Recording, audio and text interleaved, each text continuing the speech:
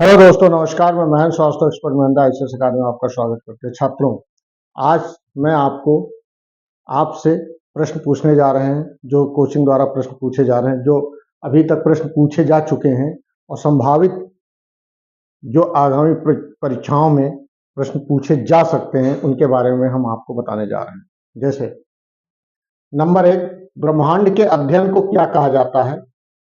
ब्रह्मांड के अध्ययन को क्या कहा जाता है? ए, जियोलॉजी, सी, सिस्मोलॉजी,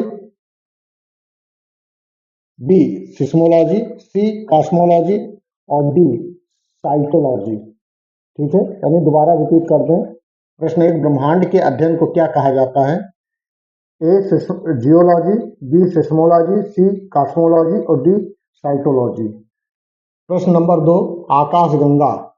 ए, ग्रहों का समूह, बी, असंख्य तारों का समूह, या सी, सौरमंडल का भाग और डी, इनमें से कोई नहीं। इसमें से कौन सा उत्तर है, ये आपको बताना है।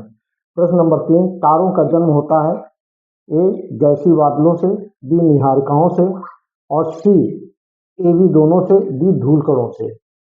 इसमें से कौन सा आंसर है, ये आपको बताना है। प्रश्न नंबर 4, भारत में किस बंदरगाह से सबसे अधिक कोयला निर्यात होता है? ये प्रश्न बहुत इंपॉर्टेंट है, ये पूछा भी जाता है, पूछा जाता रहा है। ए, कोलकाता से, बी, मुंबई से, सी, कांडला से और डी, विशाखापट्टनम से। प्रश्न नंबर 5, कर्क रेखा को 2 बार काटने वाली नदी कौन सी है?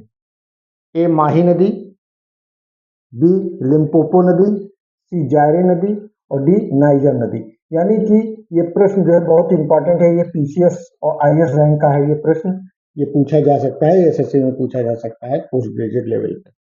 आगे प्रश्न नंबर 6, प्रागैतिहासिक कालों के वर्गीकरण के लिए 3 काल प्रणाली की शुरुआत किसके द्वारा की गई? यानी कि प्रश्न नंबर 6, प्रागैतिहासिक कालों के वर्गीकरण के लिए 3 काल प्रणाली की शुरुआत किसके द्वारा की गई? ये ए, वारेन हेस्लर, बी, जॉन मोरे, सी, क्रिश्चियन जूर्गेनसन थॉमसन और डी, रॉबर्ट थॉमसन। ये प्रश्न पूछा गया था एसएससी जीडी में, जो 25 फरवरी 2025 में प्रश्न हुआ। ये कुछ इसका पेपर लिया गया था, शिफ्ट से फर्स्ट में था। प्रश्न नंबर 7, भारत के शुतुरमुर्ग किस काल में पाए जाते थे? यानी भारत में शुतुरमुर्ग किस काल में पाए जाते थे? जैसे पुरापाषाण, ए, पुरापाषाण, बी, अनुपुरापाषाण, सी, ताम्रपाषाण और डी, नवपाषाण काल में।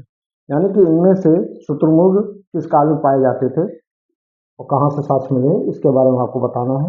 ये प्रश्न पूछा गया था एसएससी जीडी 12 फरवरी 2025 को। छात्रों, ये प्रश्न जो है बहुत इंपॉर्टेंट है, जो हम आपसे पूछते हैं, कोचिंग द्वारा जो प्रश्न पूछे जाते हैं, ये इंपॉर्टेंट है और आपके लिए बहुत ही हितकर है, क्योंकि इससे ही प्रश्न जो हम लोग कयास लगाते हैं, हम लोग आपसे प्रश्निंग करते हैं, वो संभावित आने वाले प्रश्नों के बारे में ही हम लोग ये प्रश्न करते हैं, ताकि आप लोगों को फायदा मिलेगा। आगामी जो परीक्षाएं होंगी उसमें भी आपको फायदा मिलेगा। अभी पीजीटी और टीजीटी में जीएस का पोर्शन बढ़ा दिया गया है, उसमें भी ये बहुत फायदा मिलेगा। आगे क्रमशः छात्रों, इसका आंसर जो है आपको हमारे व्हाट्सएप पर 9455669734 पर देना है।